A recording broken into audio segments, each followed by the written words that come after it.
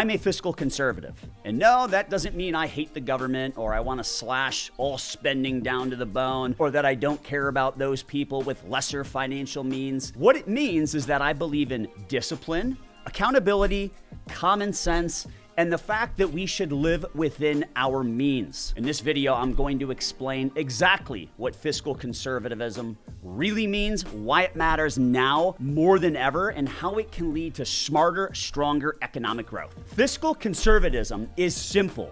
Live and spend within your means. Cut waste, not core priorities. Promote private sector growth, and maybe most importantly, don't saddle the next generation, our kids and our grandkids, with mountains of debt. All right, so here's the core beliefs. Number one, spend responsibly. Don't spend money we don't have. Number two, eliminate reckless, unnecessary spending. We start so many programs as a government, and we continue to send money there even if they're not working. Number three, lower taxes so that we can grow and expand the economic base, which actually leads to higher tax revenues. Number four, reduce deficits over time, not through austerity, but through growth. In other words, we want to make sure that we're not spending more money than we're actually bringing in as a country. And number five, empower the private sector, not grow the government endlessly. The best way for us to experience economic growth is for us to ensure that we have a strong private sector that's leading our economy. Now, it's not about saying no to everything. It's about saying yes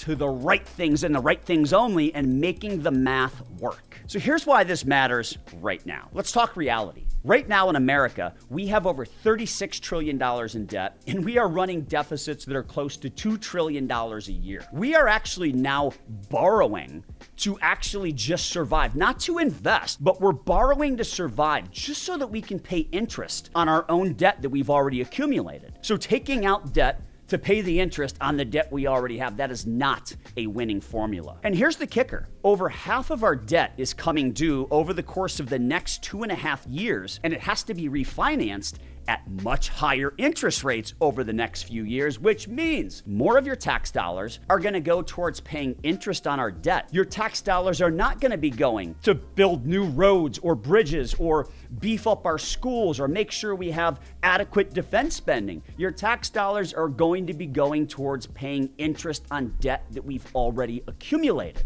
What we're really doing here is we are maxing out our national credit card, and we're essentially using a cash advance to make the minimum payment, robbing Peter to pay Paul. Eventually, you run out of Peters to rob. Now, let's be clear. I mean, fiscal conservatism is not anti-growth, okay? Fiscal conservatives aren't anti-growth. We are all pro-growth, but we believe that growth, economic growth, should come from the private sector, where they're actually producing services and goods that have economic output. We don't believe growth should come from government programs. They, in particular, they're not producing anything of economic value. A good example would be the Trump tax cuts from 2017. They lowered tax rates for individuals and corporations across the board. All tax rates came down. But here's what actually happened. Tax revenues increased by almost 50% over the course of the next few years. And the reason for that is that when you grow the economic base, you grow the tax base. Even at a lower percentage, you actually collect more in total, and that's the name of the game. Lower tax rates plus more growth,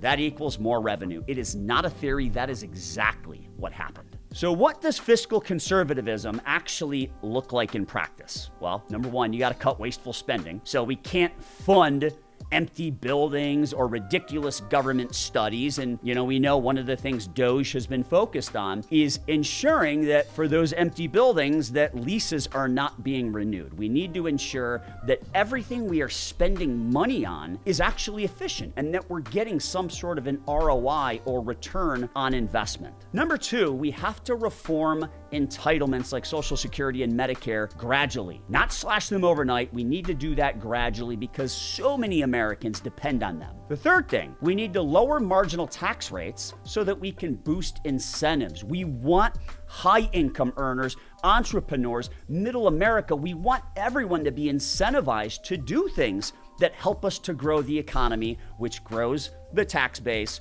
which leads to more tax revenue for our country. We need to promote business creation through deregulation. It should not be incredibly difficult and arduous for anybody to open a new business. It should be easy, it should be seamless, it should be frictionless. And then we have to keep the focus on private sector-led growth. As I said earlier, all of our economic growth comes from the private sector. We want to ensure that when people are deciding between a job with a private sector company or the government, we want those people to choose to work for the private sector. We don't want the government snatching up the best talent because they are going to impede our economic growth. Being a fiscal conservative means we can actually take care of people in need because we're not wasting money on everything else. Now, here's the bottom line.